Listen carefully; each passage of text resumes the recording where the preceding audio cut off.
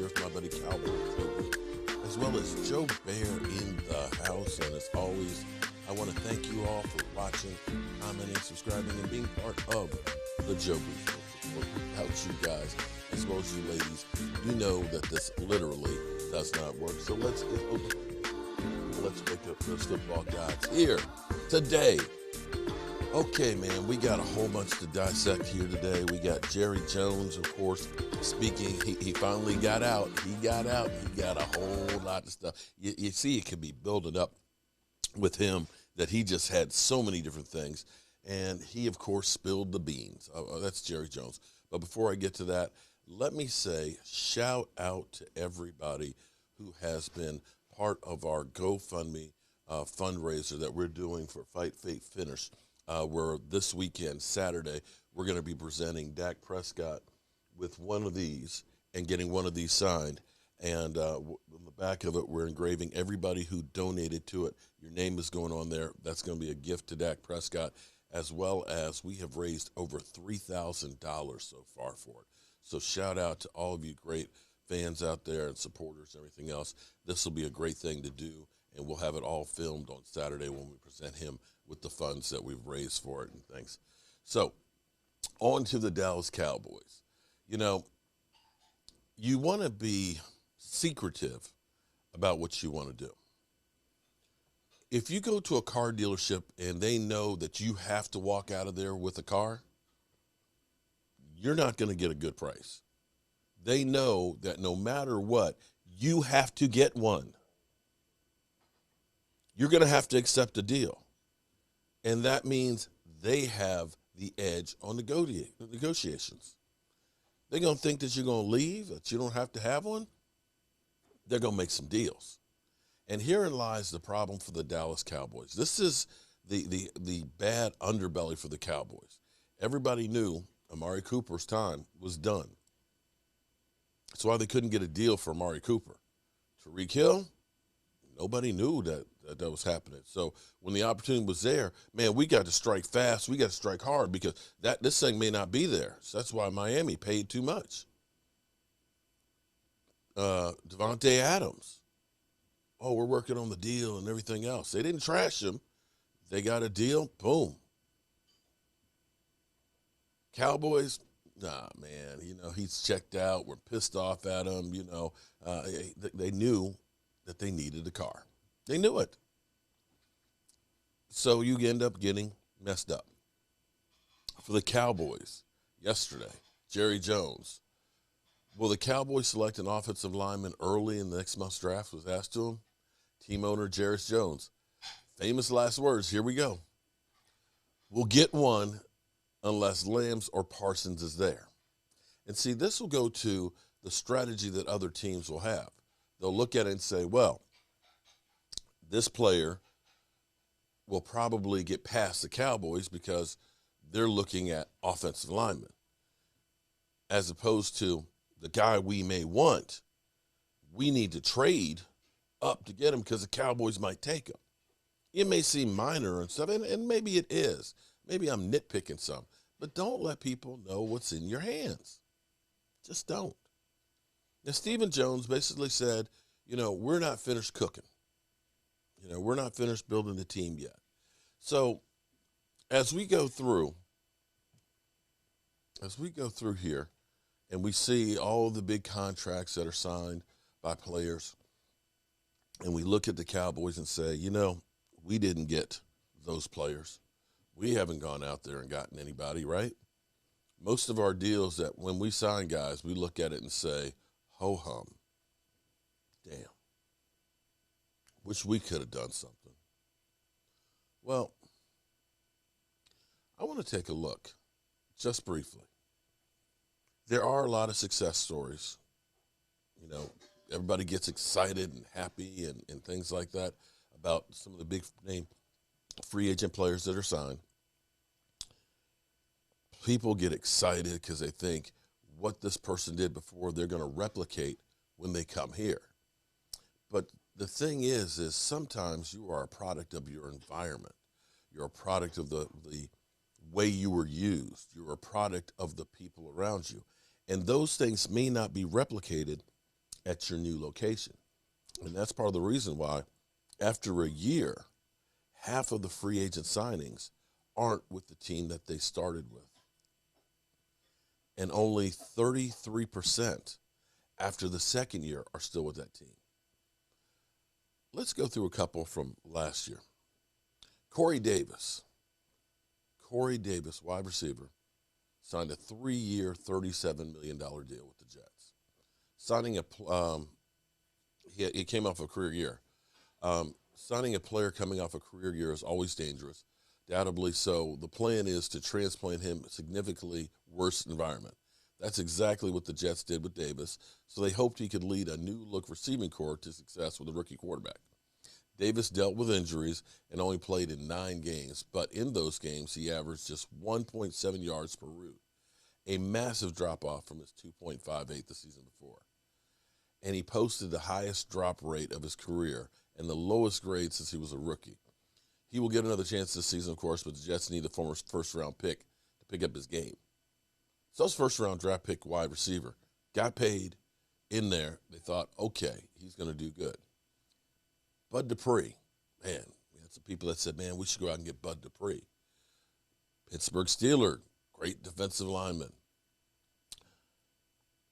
Signed a 5-year, $85 million deal with the Titans, coming off of an injury too, mind you. Sometimes you can see mistakes coming the whole way, and that's the situation in Tennessee with Bud Dupree. In his NFL career thus far, Dupree had 1 season with Pro Football Focus grade above 61. And even the 13-sack season didn't quite live up to the sack total when you look deeper at the pressure rate and truly prospective pass rushing measures. This season, injuries limited Dupree to fewer than 400 snaps. But even in those snaps, he generated pressure on just 9.3 of rushes, good enough to rank him 134th. Ouch. Ouch. You remember, why did we draft a wide receiver? Because, Giants fans, you signed Kenny Galladay. And we've been that route where we signed a former Lion wide receiver in Roy Williams and thought that he was going to be great for us. Injury has been a major part of the poor first season for many players on this side of the ledger. But Galladay ended up with 667 snaps for the Giants in his first year and was outscored by a left tackle when it comes to receiving touchdowns. Galladay caught just 37 of his 75 targets and just averaged 1.3 yards per route. One of the biggest strengths before has been his contested catch, but he brought in just 14 of his 31. Wow. Yeah. So as we start here looking at big contracts and big names, sometimes they just don't work out. Now, there are ones like Tom Brady that do, but that's more of the exception than the rule. However, sometimes when you wait for the dust to clear, you can end up doing things that are a lot better than what you think. And you have to look at the player. Do they fit what we are doing? Or are we just going through and we're saying, oh, he's just great, so he's going to be great here? You have to understand, are they running the same system? Is it a contract year where a player realizes, if I go all out on this season, will I be able to get that big fat contract that sets me up for the rest of my life? Does the player have an injury history? We can look at Alvin Harper. Alvin Harper truly was a product of the environment he was in. Once he had to become a number 1 receiver because he hadn't been, then you realize it was because he had all of those great players around him. A Miles Austin, again, a guy who had an injury history, who was a product of having Tony Romo. Once he left and went to Cleveland, you saw Miles Austin wasn't that great of a receiver, and the injuries caught up to him. And so this is where you really have to be careful and do your homework. I still go back to Bobby Wagner is a fit for what the Cowboys do. He's not just a product of the environment. He is the environment. he would fit into the need that the Cowboys have, and he wouldn't have to take on more. More wouldn't be expected of him than what he did in Seattle. Now, I don't know if I'll get hit by the NFL police here on YouTube or not, but Bobby Wagner, top 100 player in 2021. I want to play this clip because I don't know if some of you guys realize the kind of player this guy is. Raphael from the Teenage Mutant Ninja Turtles, Bobby Wagner. If you're playing the Seattle Seahawks and you're going against their defense, you have to know where 54 is at all times. Wagner closed whatever hole was open. When he hits you, you're hit.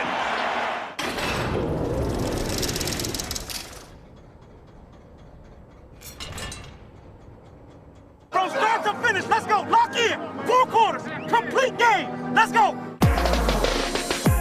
NFL coaches say that the best ability is availability. Few linebackers have shown more availability than Bobby Wagner, who started all 16 games in 2020, his 6th straight season of 15 or more starts. I can't even remember the last time we took you out. But is that truly Wagner's best ability? Not even close. What you fans? Bobby Wagner, hello, knocks him on his wallet. Textbook that. I think what's so special about Bobby is there's really no weakness to his game. So them in the corner got the B gap? Bobby got it. Wait, Bobby gonna play both? Hey, that's why you 6-time All-Pro, baby. Bobby Wagner's special trait is that he just knows where the ball's going and gets there. He understands the game so well that I think he gets so many pre-snap reads and then in the snap reads that he kind of knows how he's going to attack getting to the football. Bobby Wagner, so savvy, understands 100% what's going on. The moment you think you have him blocked, he actually has you right where he wants you. He never makes mistakes, and he doesn't miss tackles. Most of the time, he knows what the offense is doing based on their tendencies. It's just fun to see him because he just makes play after play after play. Such a great job by Bobby Wagner filling the gap. He's great in coverage.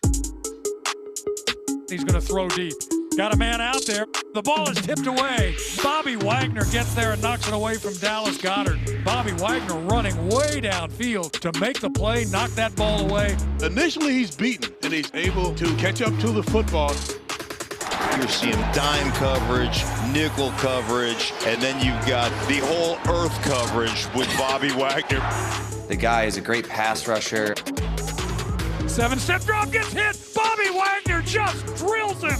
Lined right up over Grasu, the center, and just throws a pass rush move on him. Bobby Wagner looked like a defensive end. Blitz is coming. Garoppolo gets hit, spins out of trouble, and now he goes down. Second effort by Bobby Wagner. Bobby Wagner knocked over 2 offensive linemen. Mike McGlinchey steps out to DJ Reed and then tries to step back inside to get Bobby Wagner and gets Freaking insane. I love playing against Bobby Wagner.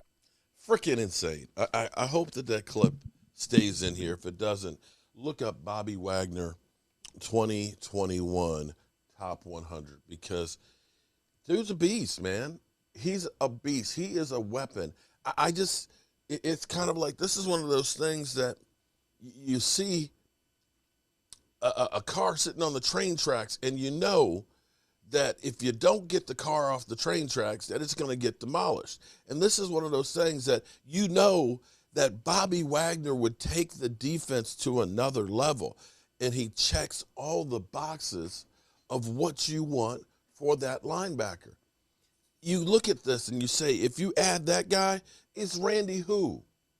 You were willing to pay Randy Gregory $14 million a year for a guy who's only 2 years younger. I want you to understand this for a second. Listen to my argument. You were willing to pay Randy Gregory $14 million for a guy who has been suspended most of his career, who's only 2 years younger, who doesn't have the pedigree, who doesn't have the football sense and knowledge that Bobby Wagner's probably forgotten. You're telling me, you're honestly going to tell me that Randy Gregory, oh man, we should be butthurt because we didn't get Randy Gregory. But no, Bobby Wagner, that's too much. That's the dumbest shit I have ever heard in my life. That, my friends, the knowledge, fitting into the system, the health, and Lord knows we always have problems with health at linebacker. We honestly have problems, with the exception of Micah, who's just Superman. The skill set, understanding the system, and literally opening up the draft to do exactly what Jerry Jones wants to do, which is draft offensive linemen. I'm telling you, if you put Bobby Wagner in here, then what you do is you literally focus all the draft picks on the offense. You did the defense last year. You take those first 4 or 5 rounds and you just go offense. You get a guard, you get a center, you get a wide receiver, you get a tight end. Maybe you trade back and get 2 offensive linemen there out of that 1 pick. But it opens up everything that you do. Yes, there's risk in signing an older player to a big contract. But he's not looking for $20 million. He's not looking to break the bank. It's a no-brainer.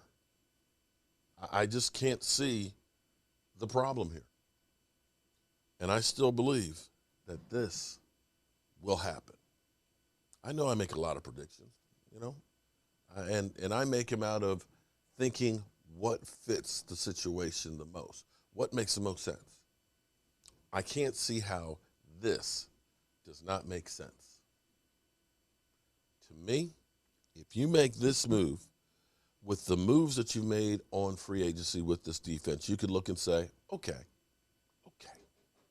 there was a plan here. And you look at it and you would be able to say, the defense is better today than it was at this time last year, miles ahead. So that's all I have to say about that. And with that being said, I've got a bunch of work to do. I got stuff I need to get out to you guys. Again, thank everybody who has been part of the Stand Up to Cancer. If you do want to get your name added onto the plaque, you just do the donation by Friday, because Friday afternoon is when I'm going to do the final names carved into the piece. And I appreciate each and every one of you guys. And as always, you know how we roll. Our folks here, and as always, I want to thank you all for watching, commenting, subscribing, and being part of the Joe Boo Sports Report.